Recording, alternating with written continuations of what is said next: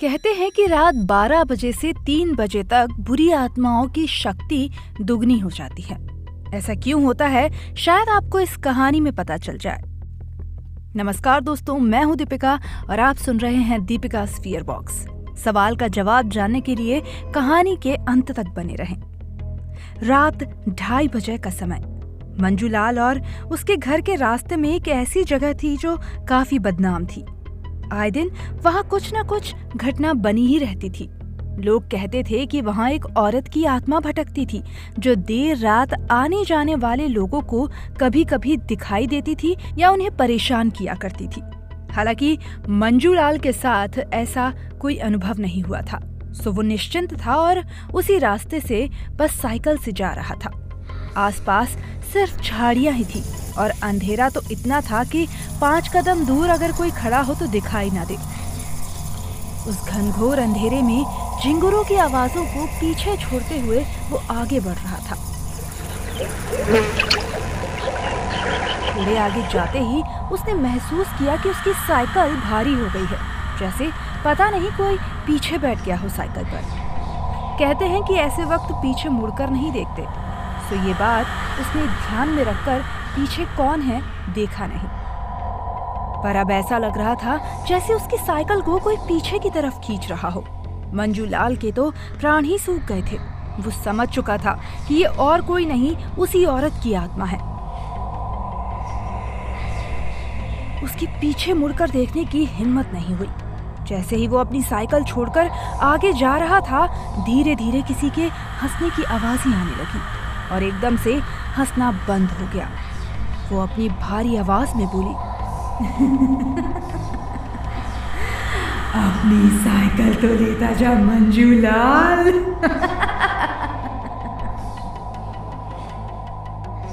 अपना नाम सुनकर वो डर के साथ अचंभे में पड़ गया और इतना सुनते ही अपना पूरा जोर लगाकर दौड़ने लगा।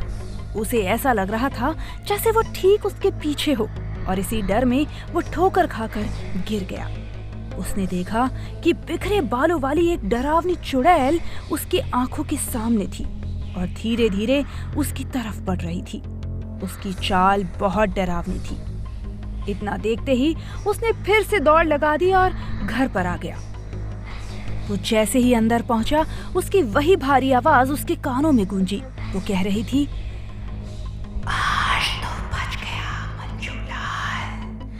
दोबारा मेरे घर के आसपास मत आना, वरना जान से हाथ धो बैठेगा। उसका पूरा शरीर डर से कांप रहा था। 1-2 दिन बाद जब वो थोड़ा ठीक हुआ तो उसने गांव के लोगों को सच्चाई बताई। तब जानने को मिला कि जहां उसके साथ ये घटना हुई थी, वहां काफी सालों पहले 2 घर हुआ करते थे। एक घर में यही औरत अपने बच्चे के साथ रहती थी और पड़ोस में एक पूरा परिवार रहता था। दोनों घरों में बहुत झगड़े हुआ करते थे। वे चाहते थे कि ये औरत उनको अपना घर बेच दे, इसीलिए उस औरत को बार बार परेशान किया करते थे। एक रात उन दोनों घर के परिवारों में बहुत झगड़े हुए और बाहुबलियों ने उस औरत और उसके बच्चे की सर काटकर हत्या कर दी। पकड़े जाने के डर से पड़ोस वाले कुछ ही दिनों में शहर छोड़कर चले गए और दोनों घर तुड़वा दिए गए। और ये वाकया 12 बजे से 3 बजे के दरमियान हुआ था। इस समय सिर्फ काली शक्तियां ही दुगनी नहीं होती, काले काम करने वाले भी इसी समय का सहारा लेते हैं। आपको क्या लगता है, हमें कमेंट बॉक्स में जरूर बताएं। वीडियो पसंद आया हो तो लाइक कर चैनल को सब्सक्राइब जरूर कर लें। धन्यवाद।